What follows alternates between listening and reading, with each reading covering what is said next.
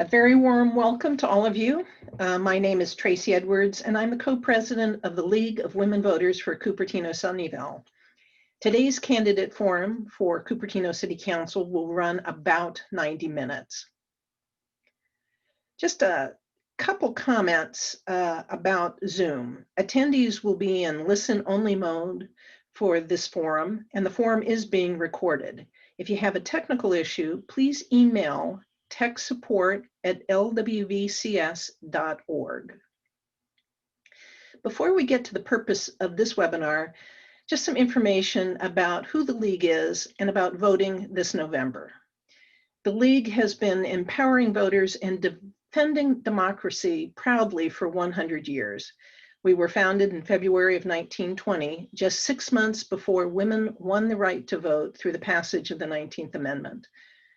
We do have two distinct functions done separately through two different corporations. One that does voter education, of which tonight's event is an example, and the other, which after extensive study takes positions and then as appropriate advocates for the passage of laws.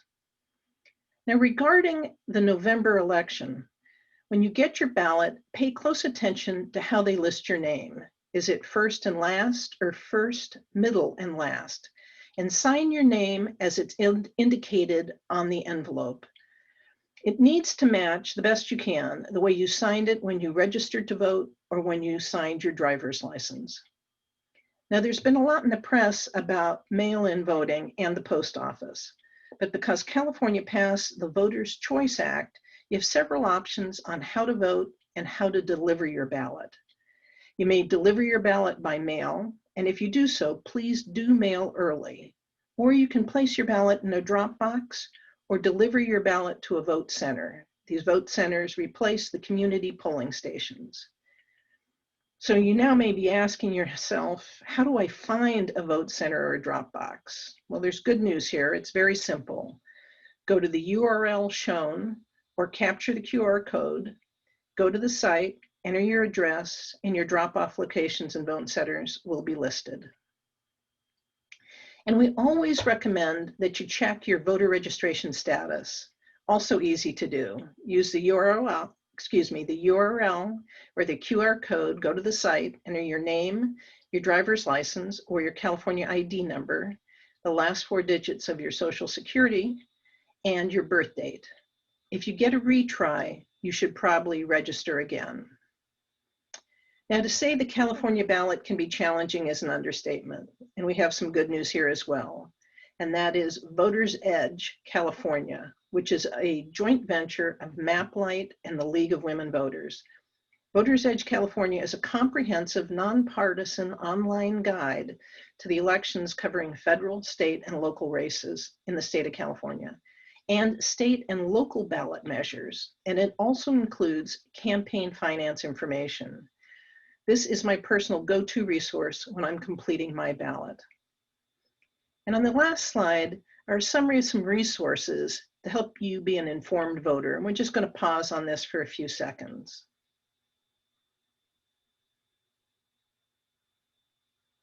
All right, so let's get started. We have 5 candidates for 2 Cupertino City Council seats, each with a 4-year term. On your screen, you can see the candidates' names, faces, and websites where you can get more information about each candidate. The candidates have agreed to the format and a list of ground rules for this forum, and I want to highlight a few of those ground rules. I will pose questions which were generated in advance. Each question has a designated response time of 90 seconds, 60 seconds, or less. And a timer is visible in a separate box labeled timer and will give the candidate visual signals to help them pace the responses and stop on time. Each candidate should be responsive to the questions they're asked, civil in their responses, may not interrupt another candidate or the moderator, and may not make any remarks that are personal in nature or directed at any individual, including the candidates. And all responses are to be in English. The League provides unbiased forums for people to learn about the candidates, and we do not permit the forum videos to be used for any campaign purposes. For this reason, one of the ground rules to which all the candidates have agreed, is that they may use the recordings only in their entirety. Now, while we do not anticipate needing to do this, if during the forum a candidate violates the ground rules more than twice, the candidate will be removed from the forum. Each candidate also has one 30-second rebuttal opportunity that they may use to rebut remarks from the other candidates. They may not use the rebuttal time just to add to their own comments or go off topic. So at this time, I'm asking the candidates to join me, to please unmute and to turn on their videos. And now I want to extend my welcome to JR, Charlene, Kitty, Stephen, and Hung. Well, welcome all. We're going to jump right in, and starting with Hung. Hung, this is a 90-second question. Why are you qualified to be on the Cupertino City Council? As a 30-year resident in Cupertino and 20+ years of community volunteer, I also served our residents for 11 years as your high school board. I have proven leadership skills to make sound decisions to make sure our high school stays top-notch while serving the needs of 10,000+ students. The experience from Fremont Union High School District would guide me in effective governance at the city.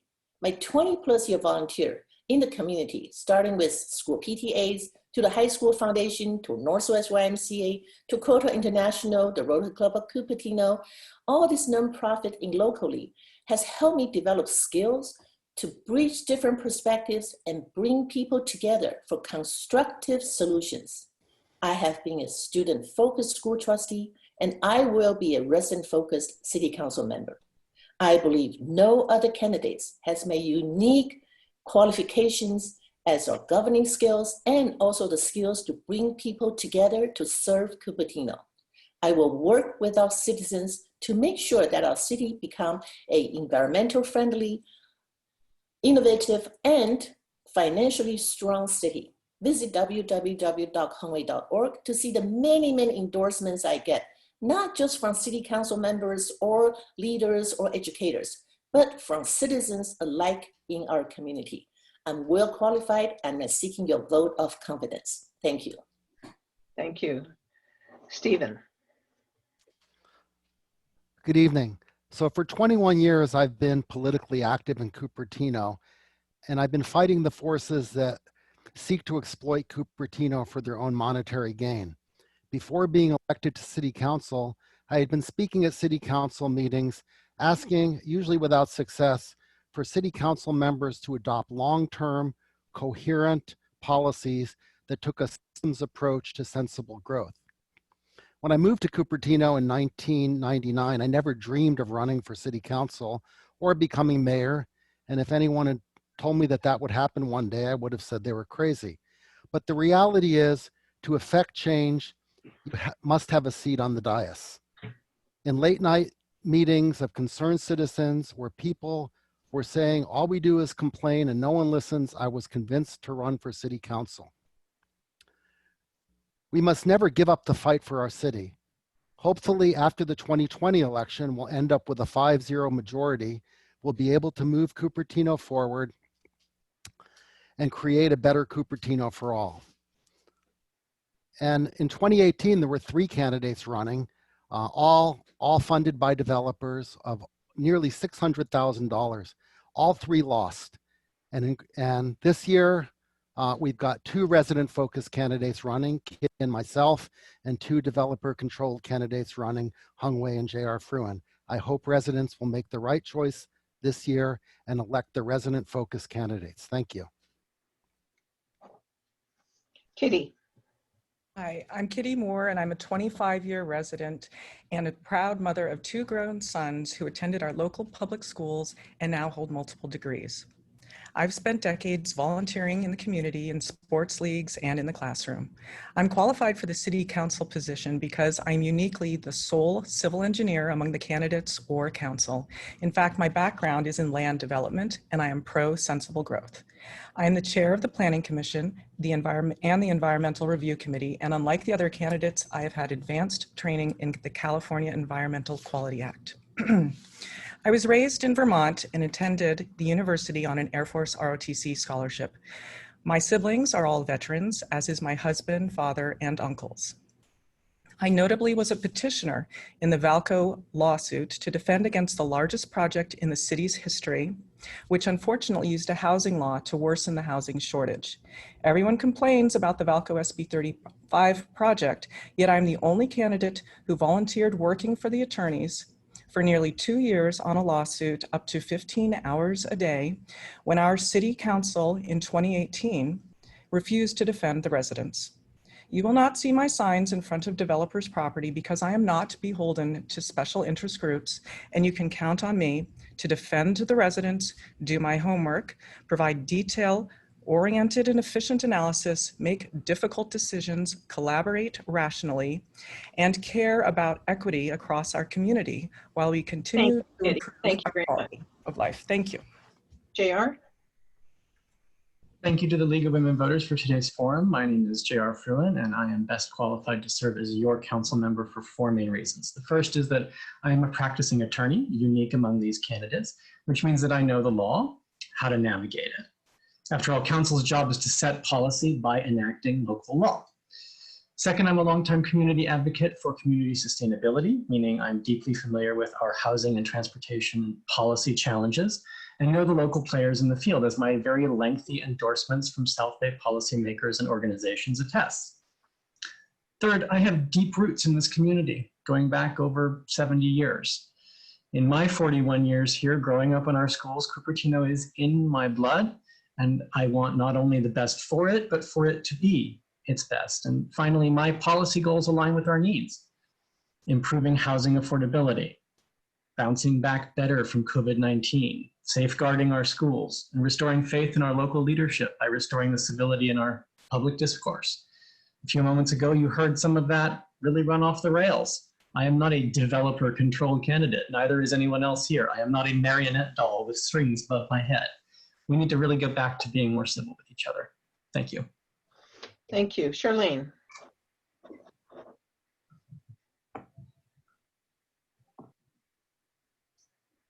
Charlene, you're on mute.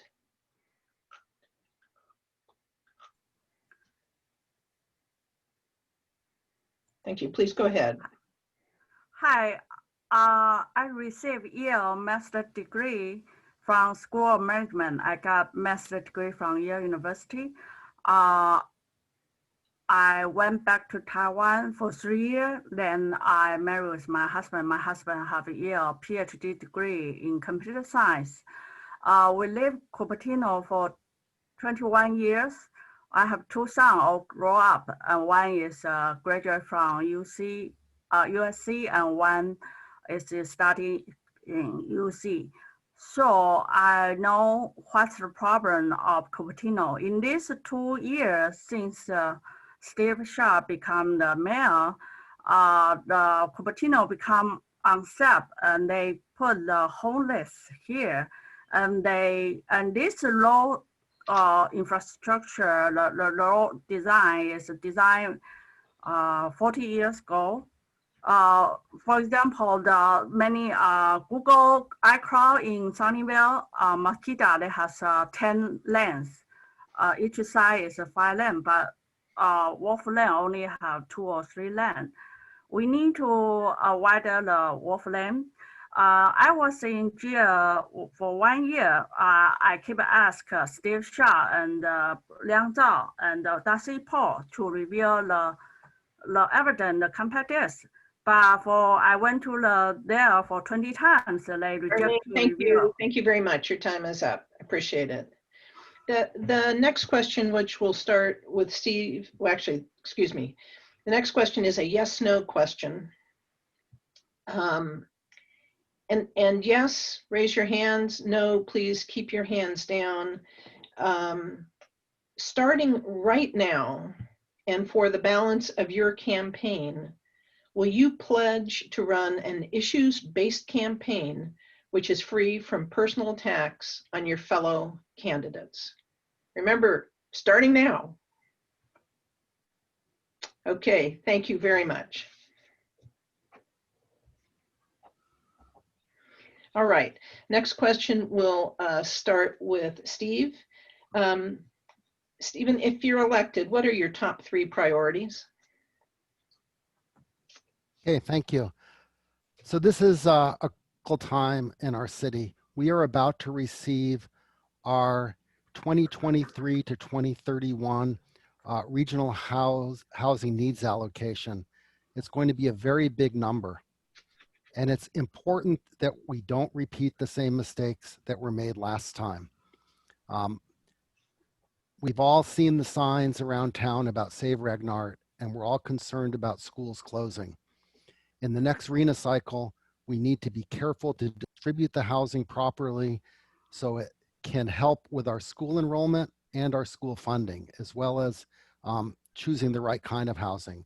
Addressing homelessness is another one of my top priorities, and fiscal responsibility, especially in the time of COVID, is something that the city needs to pay close attention to.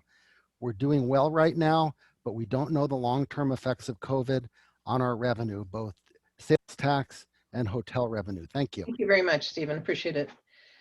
Katie. Okay. Well, Mayor Scharf and I are campaigning together, so my top 3 are rather similar. Housing, transit, and fiscal responsibility. With regards to housing, we're looking at anywhere between 4,000 and 6,000 residential units, which we would need to site across the city. So we need to locate those where it's most appropriate and helpful for the Cupertino Union School District, which is looking at closing at upwards of 4 schools right now. And some areas which there are areas on the west side of Cupertino which may be able to accommodate some of this housing and alleviate the issues at the schools there. So that would need to be looked at. Additionally, we have a huge transit problem. Once we go back to traffic being the way it was, the 280 has around 170,000 average daily trips per day and really does need to be addressed. We do have widening happening at Wolf and the 280, but we need to get something forward looking for that. Thank you very much. Appreciate it. Thank you. JR. So my 3 main goals are to improve housing affordability and community sustainability. That means that we honestly tackle this new RENA cycle, and we try to very strategically site all of the new housing that the state will command us to place. It's a real opportunity. It's a means for tackling some of our other troubles. Like dealing with the long-term impacts of COVID, that will help to leverage that process by providing a new and increased consumer base for all the small businesses that right now are under threat. The second major pillar of my campaign is in fact COVID impacts. So the short term, we need to support our businesses with direct support and by modeling the right sort of behavior that will help these businesses get back on their feet. And then finally, I want to improve our governance by reducing public meeting times, demanding accountability for misconduct among public officials and appointees, and by being out in the community, accessible to everybody. I think that the community demands that of us all, and we owe it to them. Thank you. Charlene? Hi.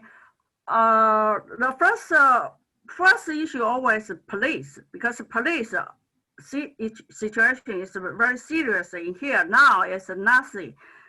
Police falsified 5 police reports in my case within 1 year when my husband is VP of Samsung. And education is the second issue. Money is not issue. As I say, the student on Monte Vista posted October 11, October 28, 2017. 2 articles cost me in jail 1 year. And my friend working in Apple, he ran back to Taiwan. And finally, his father suicide because he paid all the money to the attorney. And the third issue is Vallco. Now I don't know who allow homeless to occupy the Vallco. That's our land. We need to get it back. We need to stop Vallco project because I was going to sue them. Thank you very much. Sure. Thank you. Property. Thank you. Hung? Yes, my 3 priorities actually have one big arching encompassing. We need to find real rational solution to solve these issues. The first is physical health and responsibility. We need to put our money, resources into the quality of life of our students and of our residents, and also for our COVID impacted businesses, not to spend money on litigations. The second is really work with our residents to maintain our neighborhood integrity, to advocate housing what we need for teachers, for seniors, for young professionals, working families who live in Cupertino and work in Cupertino, to navigate around state housing laws to avoid another SB 35 project. And environmental leadership is what I would champion. I'm the only candidate that's endorsed by both leading environmental agencies, the Sierra Club, and the League of Conservation Voters. I would have leadership in environmental leadership. So this is the three arching, but very, very critical issues that I would use. Thank you very much, Hung. And we're just going to do a quick technical thing. I'm going to use this to ask our timer, Bruce, to please turn off his camera and turn it back on so we get you all back on the top. Thank you very much, Bruce. All right, and next question, we'll start with Kitty. How will you tackle the city's growing projected deficit due to COVID? And please be very specific. Okay. Well, for belt tightening, one of the good things about that is that I grew up poor in Vermont, so I know what it's like, and you have to cut back on things. It's as simple as that. So you make, if it gets very, very dire at the city, you're going to have to make a priority list and take off, you know, the most costly items, and they're not going to happen, or they're not going to happen anytime soon.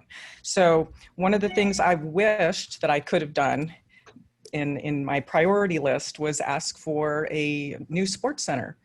But I can look at the reality that we are facing tough economic times, and pushing that out is not the right thing to do at this time. So you have to forego things that you wish you could have and take care of the bare minimum and really tighten your belt. Thank you.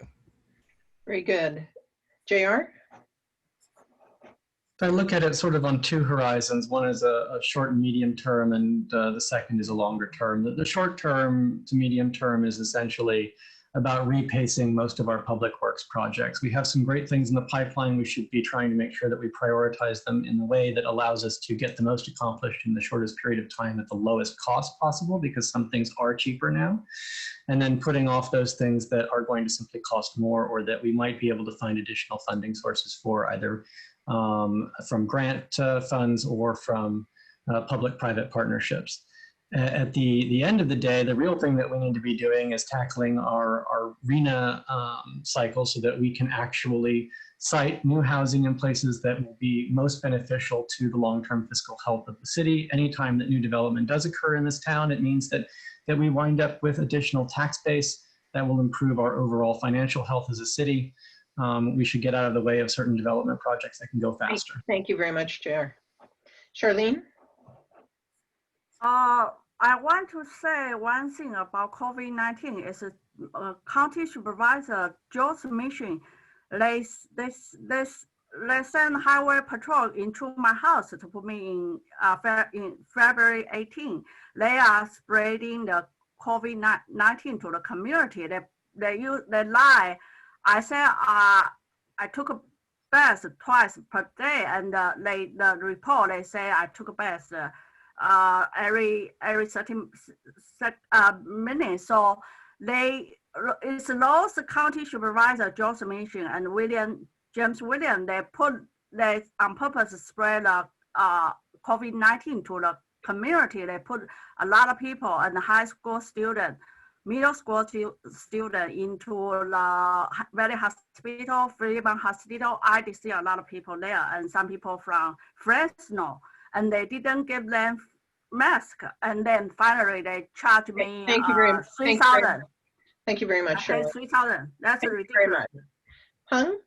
Yes, just like in any household, when we have financial crunches, we do get two things: income and expenses. On the expense level, my Fremont Union High School District experience really comes in.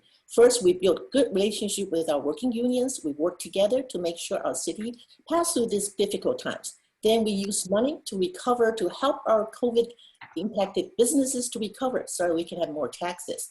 And for having expenses cut, the one expense that we'll really watch carefully is to have less attorney's fees. Those are avoidable, not necessary. Put our resources into public safety, into help our business recover so that we can balance our budget, work with our unions, work with our residents, work with the city, and so that we can pass this together. I'm calling residents to work together to pass these difficult times. Thank you very much. And Stephen.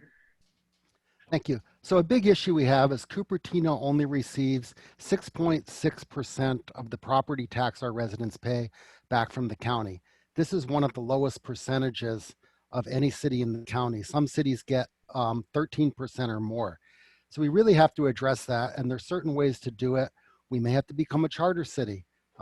We are looking into this. We've been looking into it more than a year. We've already done significant belt tightening in the city. We're not filling many of the open positions. We put our road paving program on hold, which is one of the biggest expenses we have. We're delaying new capital projects until the revenues improve. A lot of part-time employees, especially in Parks and Rec, were furloughed because there were no in-person programs this summer. Now, I really wish we did have a huge pot of money just to give to businesses that are struggling. Unfortunately, that is not the case. We have done some grants to businesses, but we do not have an unlimited pot of money to run out and distribute. It's rather naive to think that. Thank you very much, Stephen. Appreciate it. All right. Next question, which we'll start with JR. Thinking creatively, what opportunities are there for the city to deliver improved services with corresponding additional revenues or improved services at a lower cost? And please be very specific in your examples. One of the key ways we can do it is to partner with other cities in order to try to find areas of synergy. We can do this especially in areas of transportation. Right now, for example, we have the Via Shuttle program and we're footing the bill for it. There are plenty of people who would like to be able to go to places that aren't just in Cupertino, places in Sunnyvale and San Jose and so forth. And there's really no reason that we can't work with these cities, especially the closest neighboring electoral districts, to try to make that happen. So that is the first, I think, area that I would start looking at. The second would be certain other of our contract services that could be renegotiated. I don't know that that's necessarily the most creative thing, but sometimes you just go back to basics and you start to look at where else you can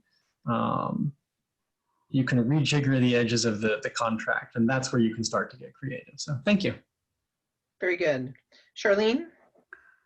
As I said in my statement, the CUPS rep, Sandy Baker, and the CUP arrest a lot of innocent Google employee, their wife, a pastor's wife.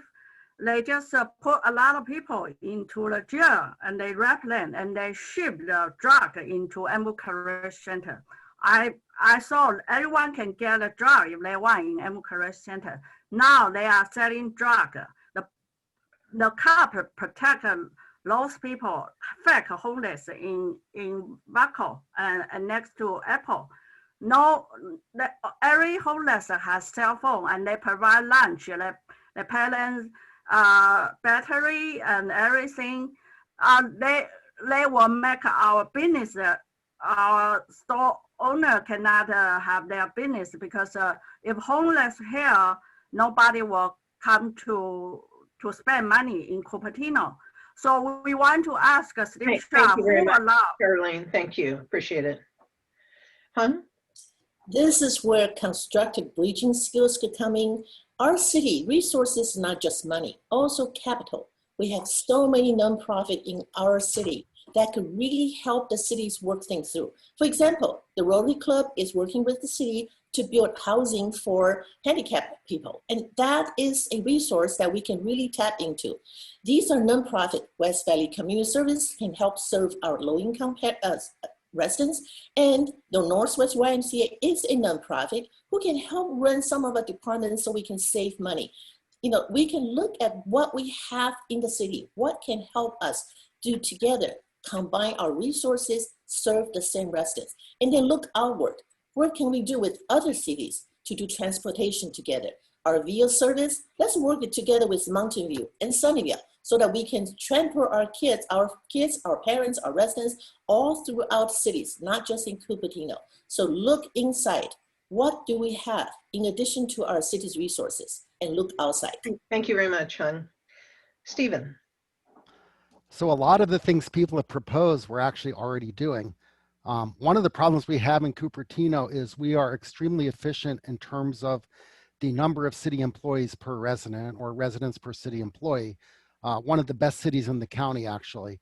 So when you're so efficient, it's actually hard to cut because there's not a lot of fat. But a couple of things we have done. We have already talked with Saratoga and Los Altos regarding expanding via shuttle service, including expanding it to other locations. We currently go to Kaiser and Santa Clara, and I believe to El Camino Hospital, but we could expand it if we partner. We've also been working with nonprofits, as Hung said. It's not handicap housing, it's housing for developmentally disabled, that Rotary is working with us on a site, hopefully on Mary Avenue. And we're very good at providing services at low cost, and we need to continue to do that. And I thank our city staff for helping us through this difficult time of COVID. Thank you. Thank you. Kitty. Okay. Well, one of the things after doing a tour of the Public Works yard that I think you could possibly save some money with is if you could combine and partner with the cities around us, because we're doing some of the same services, and we have our own trucks, and other cities will have their own vehicles as well. So there might be a way that you could save some money if you could do that and have some interagency partnerships. I just met with people who live along the Regnart Creek Trail, and they were interested in seeing if they could have a list of contractors themselves, because they said what they were telling me is when they went through Public Works, the cost is much higher, but they could go to a contractor and perhaps save quite a bit of money and also save staff time. In McClellan Ranch, they're looking at, some of our volunteers are looking at growing food there that they could give to West Valley Community Services if they could have some space. And there might be overlap in courses with the library, the recreation department, and the FUHSD adult program. And I do want to point out that our sheriffs are among the least expensive in the area. Okay, I appreciate it. Thank you very much. I'm going to just remind you all, in responding to the questions, please respond to the question. I'd appreciate that. Thank you very much. The next question, we'll start with Charlene.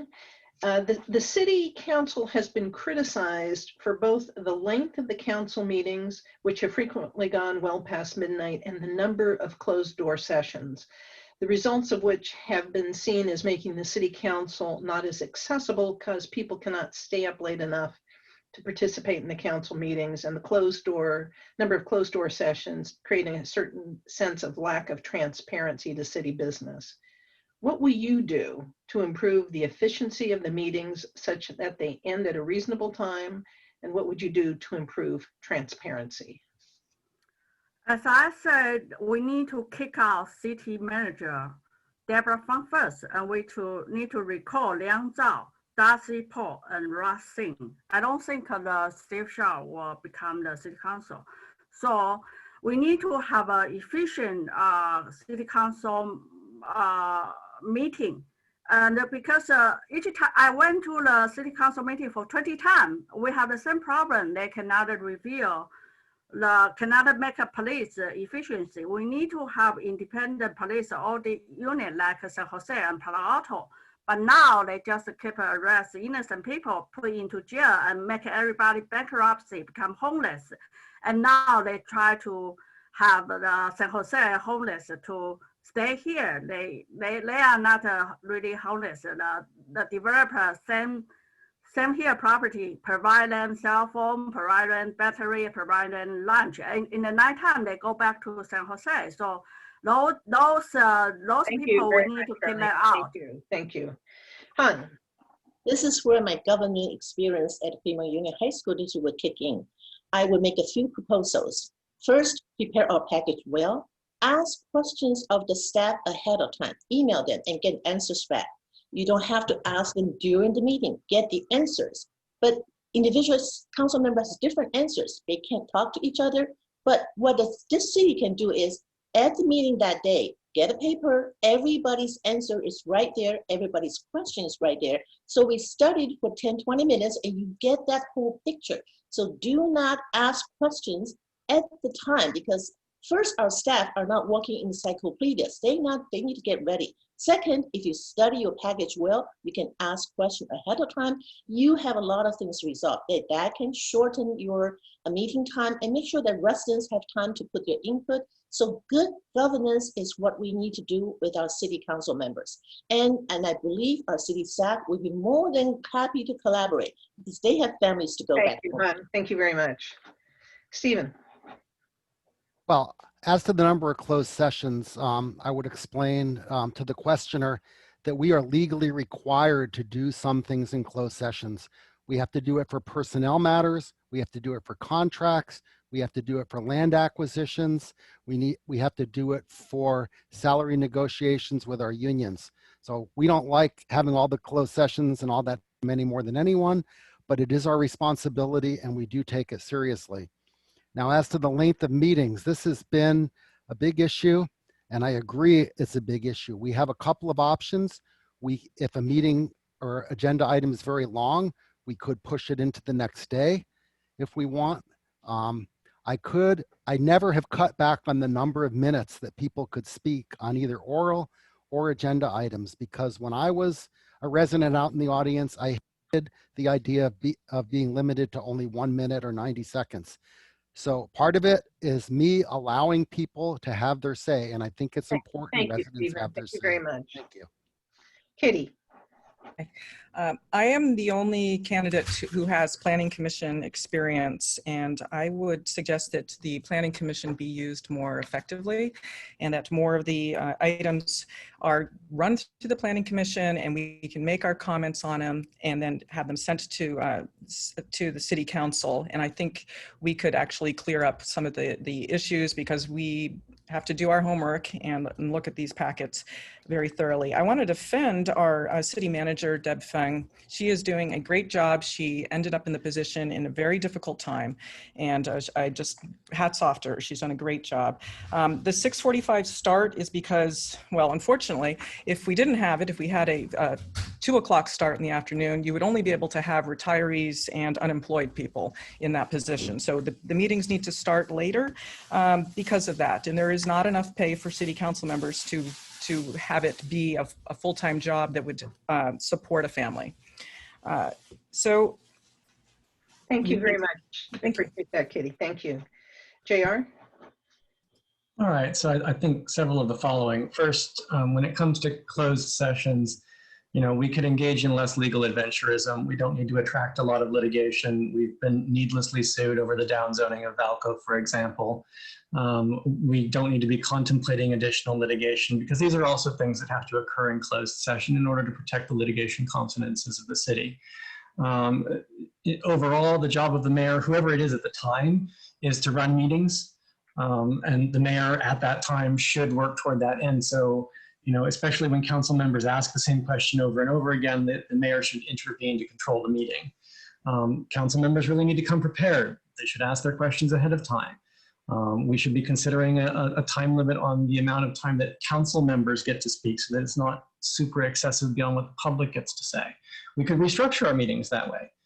We could continue meetings more frequently if necessary, and we could definitely avoid overloading the agenda with unnecessary items. Last week's council meeting was a perfect example of that. There were at least 2 sessions that were not necessary. Thank you very much, JR. Appreciate that. I'm just going to ask our timer once again to reposition. Just turn on and turn off. Thank you, Bruce. All right.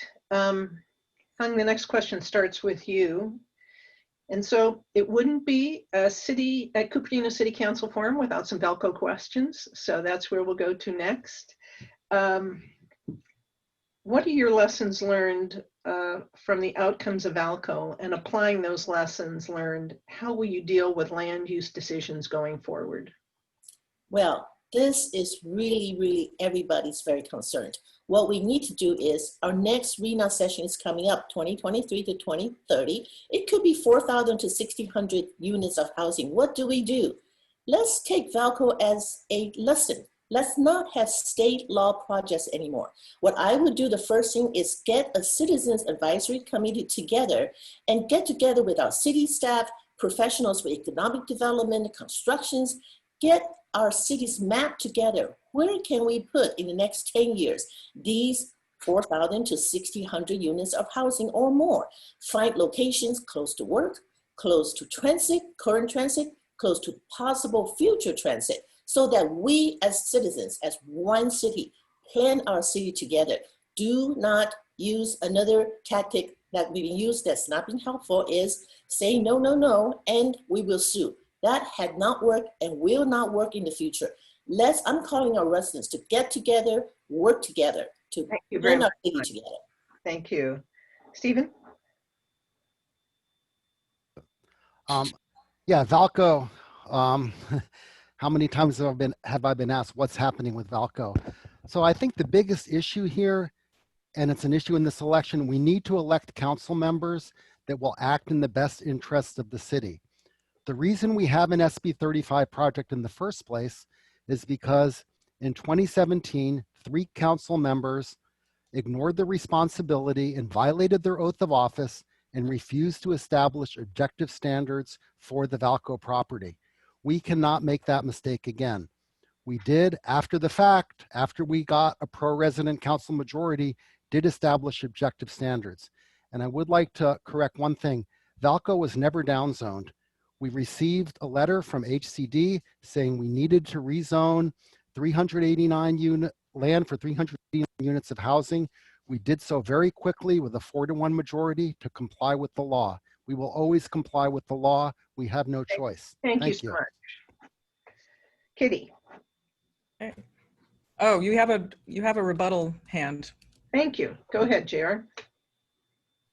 Yes, I'm sorry, but the council was already considering downzoning Vallco and eliminating the entire office allocation and reducing the housing there long before HCD ever sent anything to the city. So that's simply false. If this council wanted to simply abide by what was necessary under state law, then it was completely gratuitous to narrow the amount of space that was allowed for housing and eliminated instead 2,000 homes from our general plan. Thank you very much. Thank you. Kitty, do you need me to repeat the question? Please. Okay. Thank you. Sure. What are the lessons learned from the outcomes of Vallco, and applying those lessons learned, how will you deal with land use decisions going forward? Okay, great. Learned a lot of lessons at Vallco. So first off, I would have had the city challenge the constitutionality of the SB 35 law, because you can have a plan that is submitted to the city. It can sit on a dusty shelf for 180 days, and the way the law is written, it will be deemed approved without them even looking at it. So that needed to have been challenged at the get-go. If the council in 2017 was allowed to remove the 2 million square feet of office and put a height limit on that site, then we wouldn't have had that project. Moving forward, how we're going to approach land use decisions, unfortunately, with the way these laws are written, we need to make sure that we have objective standards across the city so that we are not subjected to more of these state housing laws. And when we look at Vallco, that project worsens the housing shortage while using a housing law. They counted parking garages as though it was habitable space for residential, 1.4 million square feet, and the existing mall was 1.2 million square feet. Thank you very much. JR? Yeah, so I think that the primary lesson learned from Vallco is that if we don't plan for the development that we want, or that we can at least best tolerate, then we will get somebody else's vision for what our city will look like. And we need council members who are willing to tackle that issue head on, to negotiate with developers in the best interest of the city, not simply concentrate on a minimum compliance, objective standards that will simply encourage every single remaining developer to avoid our discretionary process where we can negotiate benefits and instead rely purely on state law. We will wind up with somebody else's vision of Cupertino if that's the case. That's where we're headed. We don't have to be on that path. And we don't need to entrust the city to people who have already not gone down that path. We've seen that with Westport. Westport is the result of simply saying, no, no, no, no, no. That is the negotiating tactic of a 3-year-old. We can do much, much better than that. Thank you very much. Charlene? Vallco, why St. Here company Sorry. own the main Excuse me, Charlene, I'm just going to pause you for a second. We have a rebuttal from Stephen. And we'll restart your clock. Thank you. Oh, yeah, thank you. I wanted to talk a little about Westport because the reality is Westport started out the very huge, dense, tall project that the residents were not happy with. There was no reason, it violated our general plan. It would have required a general plan amendment. And instead, we negotiated a project that the residents, while they're not thrilled with, are satisfied with. We have for sale housing, we have senior housing, we have memory care. It's actually a great project. And that's the result of our city council going through the negotiations. Thank you very much, Stephen. Thank you. Charlene, please go ahead. I need to invite all residents of Cupertino to park your car in behind the pizza store and then take a walk to Vallco and to Apple campus. We need to stop this project because we need to widen the Wolf Law. And actually, they build a higher house there. We need to extend the entrance, widen the entrance to Highway 280. And the kids need ice skating rink. We need place to take a walk. But now that the property, St. Here company occupy everything, we need to take our land back. We need to stop project Vallco, and we need to have everything transparent. No, we cannot build too many senior house or low income house. We can have some for teachers, but not everything need to be priced just for not for low people. Thank you. So the question I just asked about Vallco was about your lessons learned on land use decisions going forward. This question is related but different. This is about persuasion. Many people point to Cupertino as an example of why SB 35 was needed. And some of you have said developers build housing, not cities. With those 2 points in mind, how will you convince developers that Cupertino is ready to effectively and efficiently work with developers, especially in light, and some of you have already brought this up, of what is expected to be a significant increase in our regional housing allocation? And we'll start with Stephen. Great, thank you. So we have a big issue now in the Bay Area. We have a big shortage of affordable below market rate housing, but we also have a big surplus of unaffordable luxury housing. So the issue we have is developers, they look at the business model. They do not want to build housing that they cannot rent and make a return on. You need to set the rent at about 1/100th of the construction costs. When it costs you $600,000 to build a unit, you can't rent it for $6,000 a month. However, you could sell it for $800 to $1 million. So I think going forward, and it's actually happening in the Bay Area, we're seeing a lot more property owners decide to do for sale housing. I think that's the way to encourage the developers to move forward with their projects, is to encourage them to do financially viable projects. And for now, that is for sale housing, which helps our tax base and helps our schools as well. Thank you. Thank you very much. Kitty. Well, I think that some of that information isn't exactly correct. Cupertino is one of the most lucrative places to build in the area.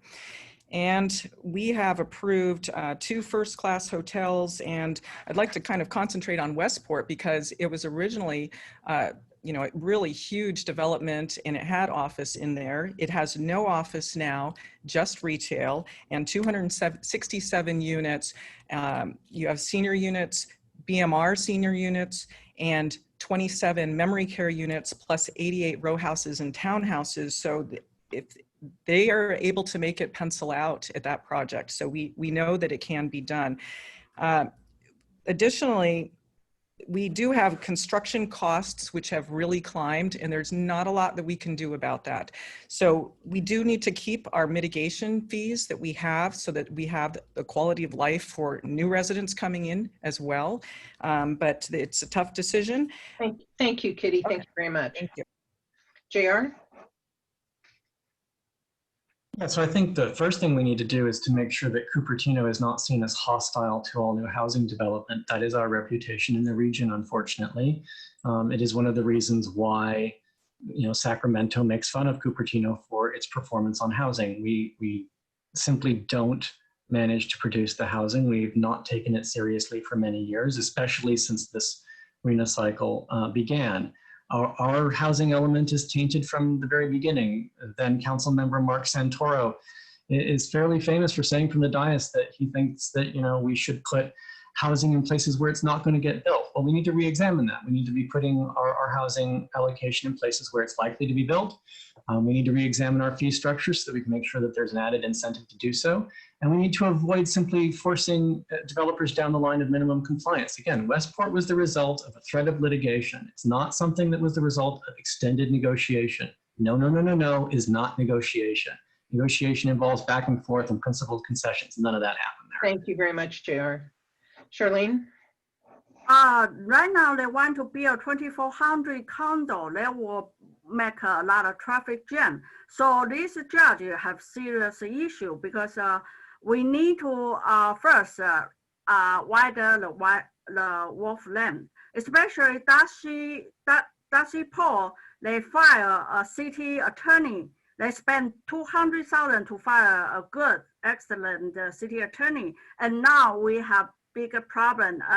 Then they build a higher house, and we never know there has a hotel there. There are already 2 hotels in this company, same here property, and they took our land. We need to get our land back. Ask them to stop Vallco. We need to redesign it. We need to have kids has a place to ice skating. We need to widen the wolf land. So now they use the drug dealer to ship drug, selling drug to Cupertino high student, Monte Vista high student. Thank you very much, Charlene. Thank you.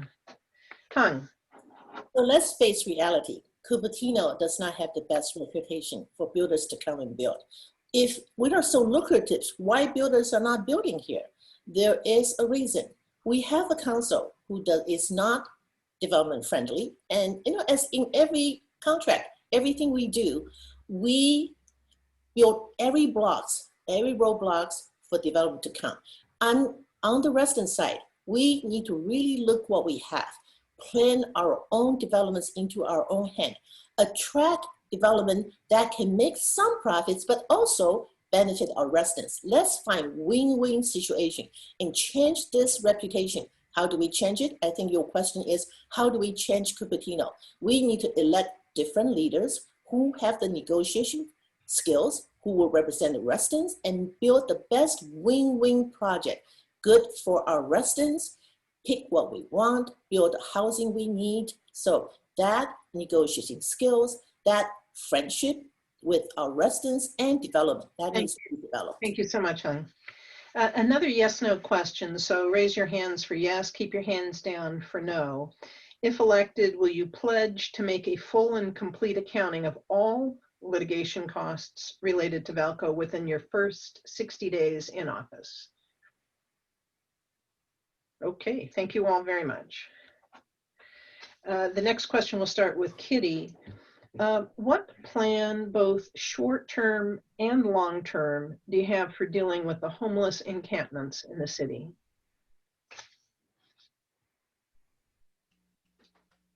Okay, so this is probably one of the most difficult problems that we have. It's very complex. With the homeless, you have people who were unable to make their rent payments, they were working, perhaps the rent went up, and they are homeless but capable of working. You have people who have mental illness, you have people with drug abuse issues, and people who have criminal records. And also, not every homeless person is interested in being housed. Some of them are not interested in that, and the city has tried to do that. For short term, we have Project Room Key and Project Home Key to provide some housing. Long term, we need some kind of job training and mental health support, and also something for addiction. And it's also, we need to work regionally because it's too big of a problem for us to tackle on our own. Thank you very much. JR. Well, I certainly agree that the difficulties surrounding the unhoused are regional in character. That doesn't mean that we have to shirk our responsibility as a city. These folks are, in many cases, people who lived here and simply couldn't continue to afford to do so. I've gone down to the encampment. I've spoken with the people who are there. A great many of them are from this community. They went to our schools. They grew up here. It's a sad state of affairs, and they certainly deserve our compassion and our support. I think in the short term, what we do is that we partner with the nonprofit community, especially the faith community, to try to find places where they can be housed beyond just what Project Room Key offers. That will allow these folks to stay in the community that they know. That's one of the reasons why they're here and why simply relocating camps doesn't work. Folks come back to where their networks are. And then we need to really seriously tackle our housing issues so that we can get affordable below market rate housing built that these people would qualify for. Thank you very much, JR. Charlene? First, I want to ask Steve Scharf, who allow those people live there? No water there, so it's impossible anyone want to live there unless the Steve Scharf conspire with developer. Because I do see every one of them has a cell phone. It's only a couple of them. Only nighttime, only one person stay there in the homeless camp next to Apple. Only small tent, but 15 shopping cart. Nobody live there. I already asked city manager Deborah Fruen to remove it. She lied there has homeless there. No homeless there. I go there every 2 hours. I have video and everything to prove no homeless there. And Troy is in Vallco. The police said I need to call him, but we found he lived in San Jose for 20 years. So it's Steve Scharf, Darcy Paul, and city manager and developer. Thank you, Charlene. And I just want to remind you and give you one warning here. You should not be making personal comments about That's true. Tell me, Charlene, Apple campus only one tent, and the tent is very small. Thank you. This tent cannot live any person. Charlene, please. You cannot lie. So Charlene, I've muted you so we could move on. Thank you very much. All right. Hung, thank you. Okay, so this is indeed a difficult issue, but let's look at two levels. First is compassion. We are all human beings. I don't think anybody wants to be homeless. So let's have compassion and then support. Yes, seek county support, nonprofit support. Our city certainly need to take some responsibility and support these people. And how do we support the unhoused? As you know, they have different needs, they have different reasons. So support them individually. Tackle one at a time. One less homeless person is good, and more less homeless person is good. So let's work on two levels, compassion and support. Let's do not think this is just a county issue. This is just a nonprofit issue. This is our issue. Take that into our hand, support them individually, support them officially, work as much as we can, one case at a time. That's how I would go for it. Thank you very much. Stephen. So I serve on the Unhoused Task Force of the county. We're looking at all of the things people suggested. We're doing safe parking. We're using the faith community. We are working with the state in terms of Project Room Key, Project Home Key. Now, I do point out that while we offer supportive housing to every resident of the encampments, we cannot require them to take it. And because of COVID, there are no sweeps taking place. So they can stay in the encampment, or we would have to find another place to put the encampment for their duration. We are working with a specific nonprofit, and we think we have most of the unhoused residents on board with taking the supportive housing. Looking long-term, when the pandemic is over and all the federal and state funding is gone, we are going to have an even bigger problem.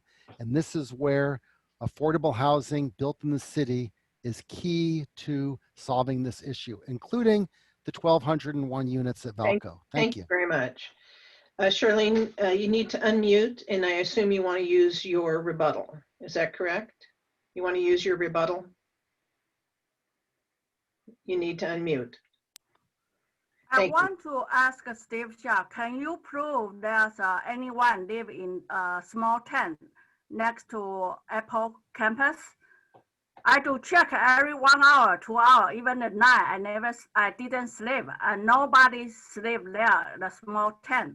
So it means no homeless live in the small tent. But you put the 15 shopping cart there. Why don't you remove them? Thank you very much. No homeless there. Okay, we're going to move on to our next question, which will start with JR. JR, what is your plan to increase safe bike and pedestrian routes, especially for those routes used by kids going to school? This assumes they go to school. First, I think we fully implement our bicycle pedestrian plan. We already have on the books a fantastic plan that rivals any other city in the area. What we're going to have to do, though, once it is implemented, is to make sure that we engage in a sort of full court press using the public information office of the city, so that parents feel like it's safe to take their kids via these means. We know that one of the worst causes of traffic in the city during the before times is, in fact, parents who are taking their kids to and from school. And so if we can give them safe alternatives, because the reason that they're taking them is they don't feel safe, then I think we're going to be in much better shape for traffic overall in the city. I think what we do as well is to negotiate better deals with new development so that we can get additional funding for trails and separated bike paths that can keep people safe. Thank you. Thank you. Charlene?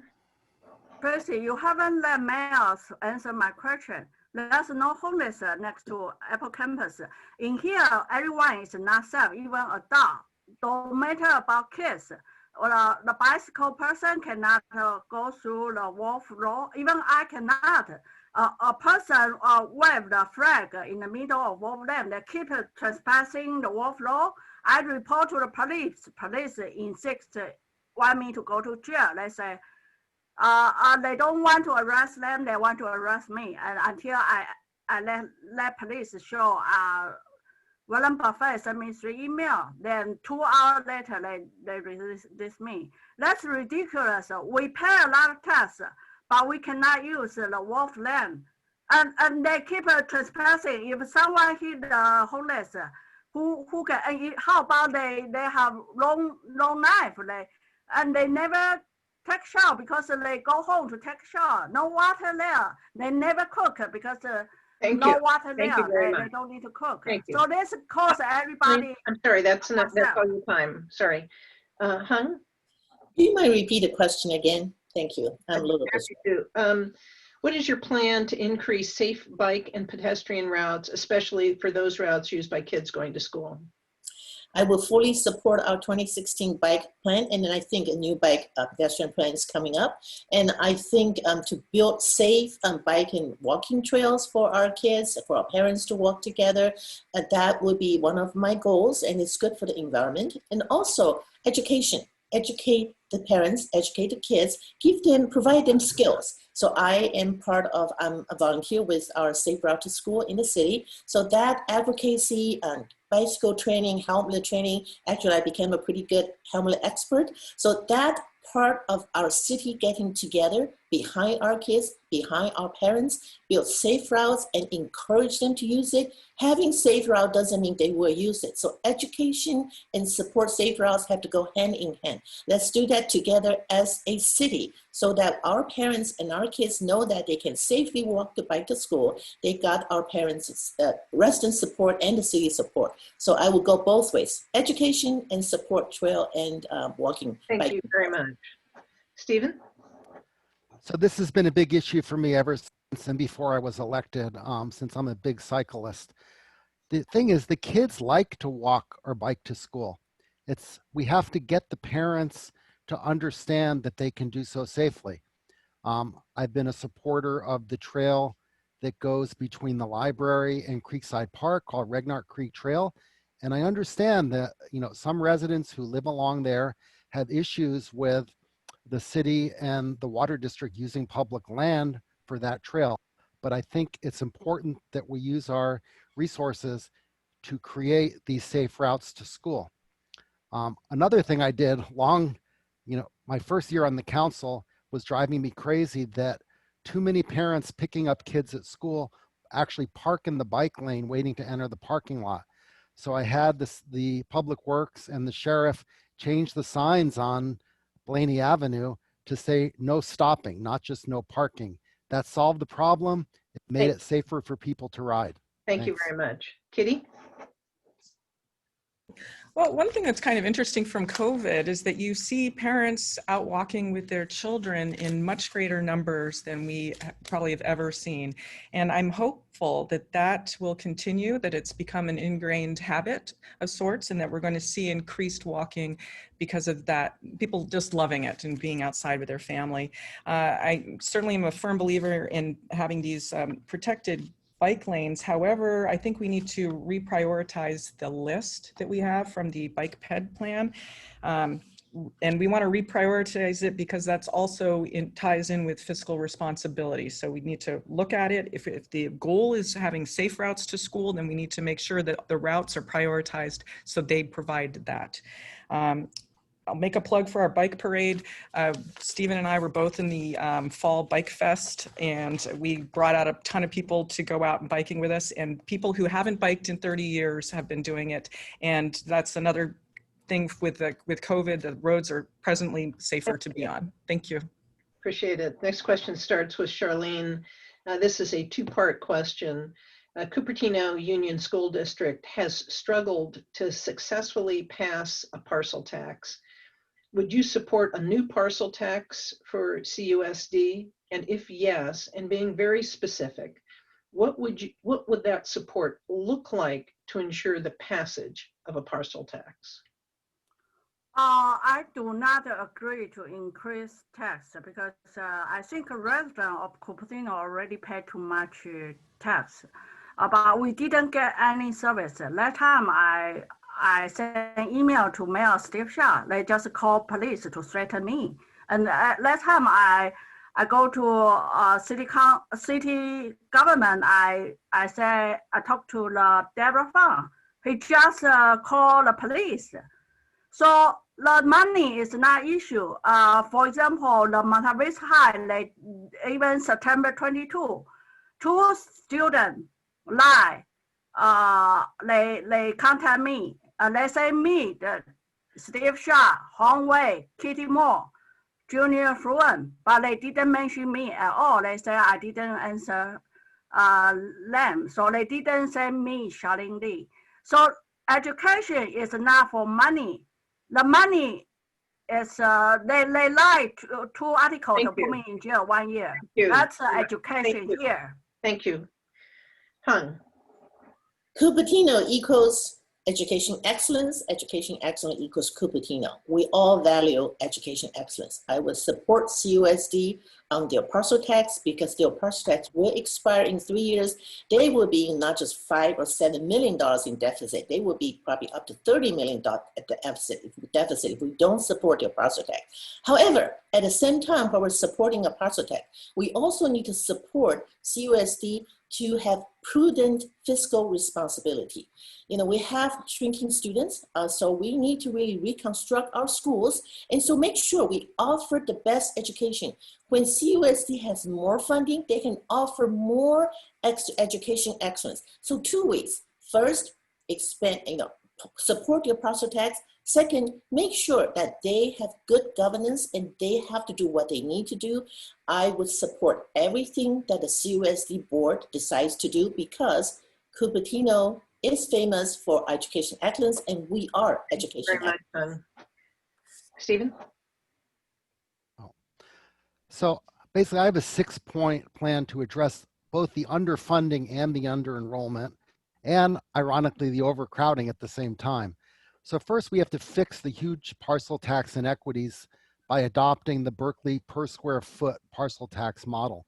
And that will help people be more likely to vote for a parcel tax when they realize that everyone is paying their fair share and that an apartment building with 250 units isn't paying $1 per unit in parcel tax. Another thing is we should pass Prop 15, which introduces split roll to ensure that commercial property is paying their fair share of taxes. We should encourage the passage of a statewide inter-county base value transfer system that would increase the turnover of existing housing stock to both increase property values and revenue. This is on the ballot. It's not a great proposition, but it would actually be very good for Santa Clara County. Thank you. Thank you. Kitty? So I am in agreement with the square footage parcel tax. I do support a new parcel tax. However, they would need to demonstrate that they've done some belt tightening and removed redundancy within their own system. Prop 15 would bring $9.3 million potentially to CUSD. However, this likely will not pass, but it is fraught with difficulty for small businesses because you have the triple net lease pass through and you could actually hurt small businesses there.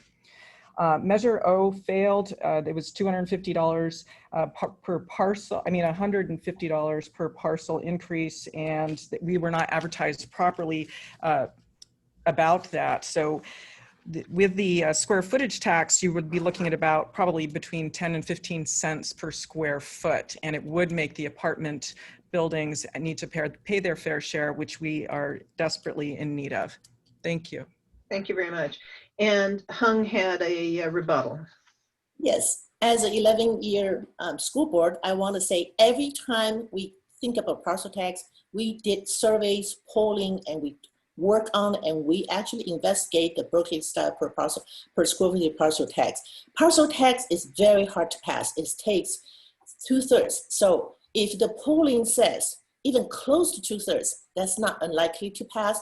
The school district would not do it. So if you're not a school board member, you would not know how hard it is to pass a parcel tax, let alone a per square feet parcel tax. Thank you very much, Hung. Okay, and Kitty, go for it.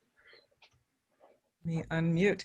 Okay, so that's Fremont Union High School District, which hasn't had the dire financial situation of CUSD because they are not financed the same way. So when in Berkeley, they passed it, it's over 80%. They've been repassing it through, and the residents there are in huge majority favor of this different parcel tax and I think because the people of Cupertino are some of the brightest people around, they will understand this tax, they will understand the problems with CUSD, and they will want it. Thank you. Very much, Kitty. JR, finally, you get to respond to the question. So I think the question was simply, would you support the parcel tax and what would you do about it? Yes, I would support a parcel tax if it meant saving CUSD. CUSD is very close to my heart. I went to these schools and I don't want to see a single one of them close. I think that the public really needs to understand what the consequences are of having a 3-year budget that doesn't balance. It means essentially conservatorship by the state. The state superintendent would take over CUSD. It would be embarrassing beyond all belief if a place with as many bright people as Cupertino couldn't manage to retain local control of its fantastic school district. So, I think that we go back to basics. We find a useful parcel tax that we can make pass. I understand the equities of the Berkeley style tax. I frankly think that they're going to be harder to sell than a lot of people are talking about. It'll be difficult to administer for the same reasons that the county assessor has problems with Prop 15, and it stands on shaky legal ground. So frankly, I think that we'd be inviting a problem there if we don't do this. Thank you. Thank you. Sticking with parcel taxes here for a second, this is another yes/no question. The November ballot includes Measure M. Measure M asks the question, shall we renew the $98 parcel tax for Fremont Union High School District? Raise your hand for yes. Keep your hand down for no. Do you support Measure M?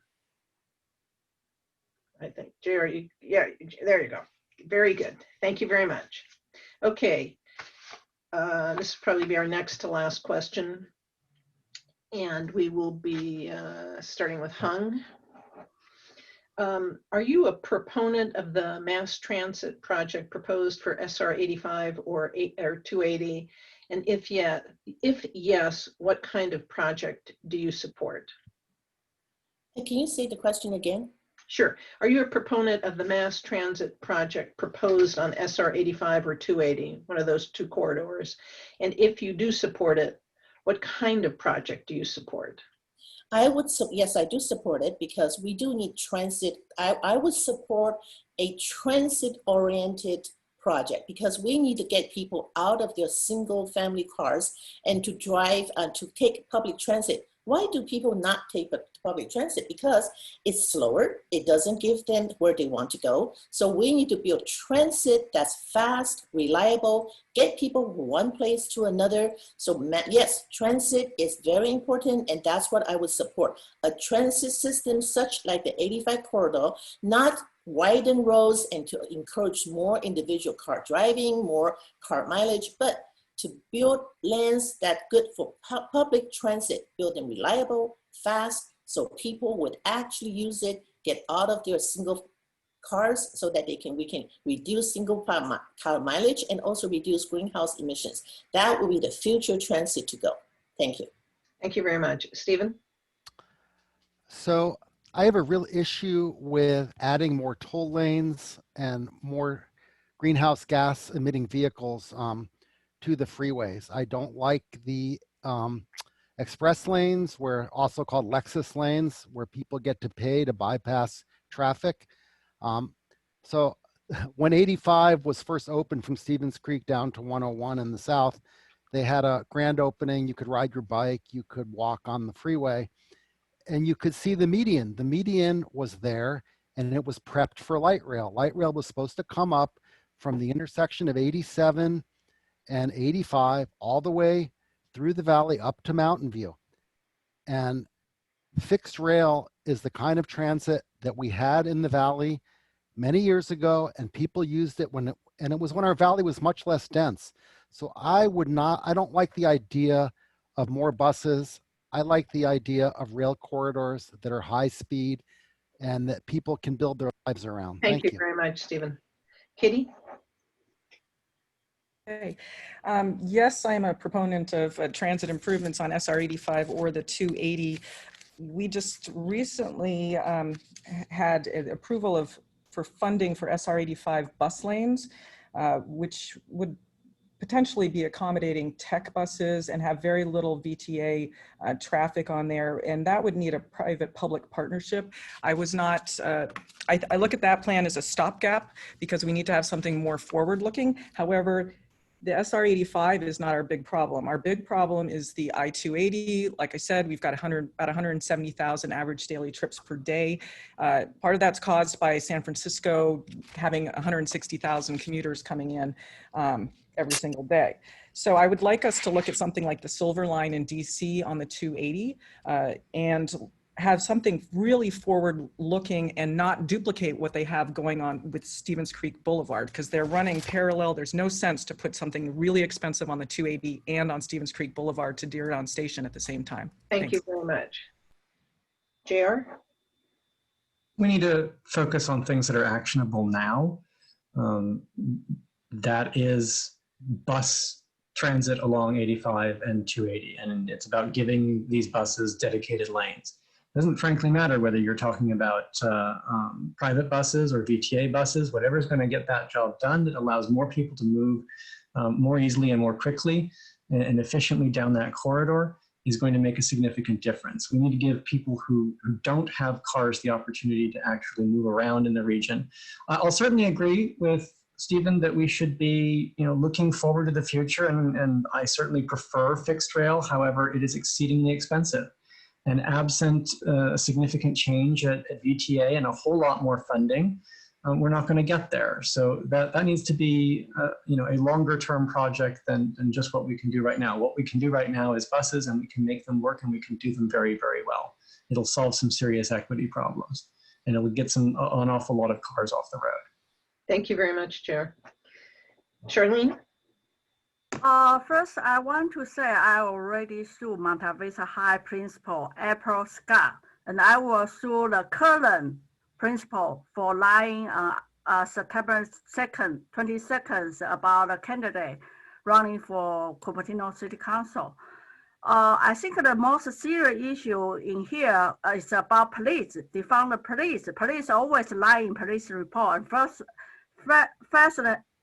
fabricate the story in police report, but you never mention about this issue in Women League voters in Cupertino and Sunnyvale. That's not fair. Everyone now go to the street to protest, but you never talk about the police issue here. What's the problem here? The police keep arrest Asian American and rape Asian American, and some cop even beat Asian people into death, as I know, whitening.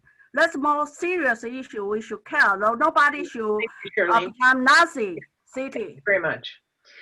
We're going to start our last question now, and you all know it already, but for the benefit of our audience, what question do you wish we had asked you during this forum? So would you please state the question and then provide your response, and we'll start with Stephen.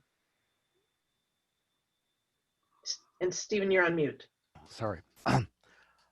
I think one important thing that we have to look at in the future is how we do our general plan amendments, because this directly relates to items like housing and transportation. A few years ago, they introduced this system, the gateway process for general plan amendments, where basically a developer says, please let me build this really terrible project, but I will give you some money for a city hall or the shell of a performing arts center or something else, and that'll make up for this project that the city will have to live with for decades or even a century. This is really the wrong way to do city planning, and it's had very negative effects on our city.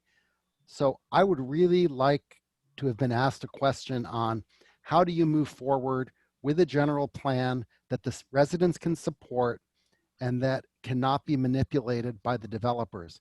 This is how we ended up with SB 35 instead of a better project, in addition to what occurred with the lack of the city council in 2017 taking the proper steps to pass objective standards.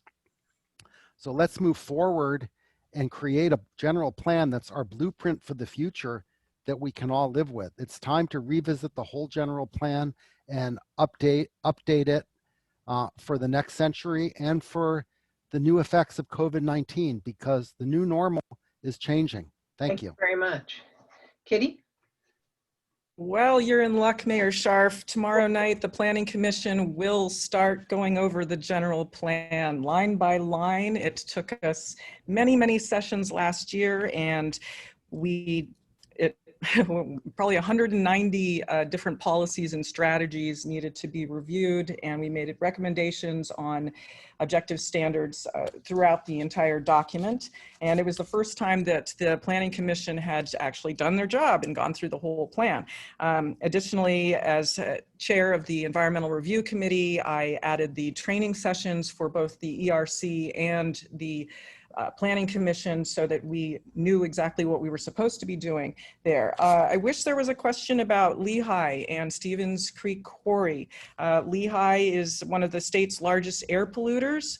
It's number 2 for sulfur oxides, number 3 for hydrochloric acid, number 6 for VOCs, number 7 for nitrogen oxides, and number 12 for hexavalent chromium. They are looking to have a reclamation plan, which is going to add 600 truck trips per day for 30 years to fill in a pit and expand their mining area by about 30 acres. And Stevens Creek Quarry is also looking to have some expansion. So I wish there were some questions about that and what we are going to do about protecting the citizens, because that is our obligation as the City Council. Thank you. Thank you very much. JR? Thank you again to the League for today's forum. I hope the public has heard enough to be able to distinguish what genuinely sets us all apart as candidates. And I wish that someone had asked me how we repair Cupertino's reputation on the issues of housing and good governance in the region. The Mercury News editorial board noted in its endorsement of my campaign about a month ago that Cupertino has a well-deserved reputation for having one of the most dysfunctional city councils in the entire Bay Area. And I think we repair that in at least two major ways. The first is that we ensure that we start making ourselves genuinely available to the public. That means that we don't have council meetings that run until 4:30 a.m. where we make major decisions and exclude an incredible number of voices from the table. When working people can't participate, it means that the dissent is difficult to voice. We also need to allow that dissent to be voiced. We can't tolerate public officials who threaten the jobs of their political critics. This council does. Second, we need to start honestly and thoughtfully addressing our housing needs so that we can, through real negotiation, rather than leaving this all in the hands of people who have a proven track record of failing on this point, then we can gracefully grow on our own terms instead of letting our fate be decided by others. Now I'm running so that the opportunities that I had growing up are the ones that our next generation will continue to have. And I have a unique set of skills to help make that happen. So I hope that you'll go to jrforcupertino.com, learn more, and see why 8 former Cupertino mayors, Senator Jim Bell, and numerous assembly members support me. Thank you very much. Charlene? I think city of Cupertino is notorious for homeless and Nazi government doing that. And Javier Basalas and former Attorney General, the Vice President candidate, they let judge conspire with call psychiatry to write a lot of psychiatry report. I would like people to ask, have I been evicted from Canada? Because Ashley Cohen report lie, I divorced with my husband, and she lie, I live with one son only, and she lie, I work for USA Today magazine, they say magazine, and they say my job is a drug test only. And I work for Taiwan West Today, USA, and she actually calling lie. I was jailed in a single room, but I was jailed with 80 person, 7 months in Elmwood and other state hospital. This is the call is racial injustice. The judge has many mental illness. Many judges have mental illness. They need to be locked in jail. Those judges, those. I want to write to United Nations to accuse those judges in the United States conspire with Thank you, Charlene. psychiatry. Thank you. Hung? I wish people would ask me to my face, Hung Wei, did you take developed money? Are you developer controlled? Because it's on certain people's website, it's on Nextdoor, it's on WeChat. So I like to say, no, I have never taken developed money. Look at my FPPC number 1404247. I am supported by residents, by businesses, and by working families. Not one dime from developers. It's on my website. I don't take developers' money. Are you developer controlled? I think if you look at the endorsement that I have locally, I don't see a lot of big endorsers because locally, I'm a local girl. If all 15 board of trustees on education, CUSD, Fremont Union High School District, Foothill De Anza, if all 15 of them endorse me, do you think I would honestly be developed controlled? Maybe I could fool 1 or 2 or half of them, but not all of them. So you want to prove, look at my FPCC number, guess who donates to me? Residents, businesses, and working families. And who trusts me? I have more than 60 public officials and lots of residents who trust me. So this attack on my integrity really hurts me. Ask me in my face, am I developed controlled? And I will tell you, no, I am not developed controlled. I never take development money. If I did, nobody would have endorsed me. Maybe I could fool 1 or 2, but not all of them. So please do not continue to bully me in public or on the website that I'm development controlled. Thank you. Thank you, Hung. Well, we are out of time, and I had lots of questions, including one on the quarry, which I could have gotten to. I want to thank you all. We've done this twice now. I've appreciated your participation, and I do want to remind you, every one of you took the pledge of civility in running, starting now, an issue-based campaign free from personal attacks on your fellow candidates. I'm glad that you all did that. And with that, I'll ask you to please mute and turn off your cameras, and we'll wrap this up. Thank you all so very much. Just a couple more slides we have here. I want to thank Hung and Stephen, Kitty, Charlene, and JR for tonight's forum and one that we had on September 16th. Very much want to thank all of you that attended tonight. If we'll just go to our next slide. Democracy, the slides says it all. Please vote on or before, much prefer on before November 3rd. You must be present to win. If you liked this event, we have a few more on our website reviewing the ballot measures that are coming up, a couple more on, for those of you interested in the Sunnyvale district races, we have a couple more, and you can find that at lwvcs.org for dates, times, and registration. And with the next slide, we'll say good night. And again, thank you all.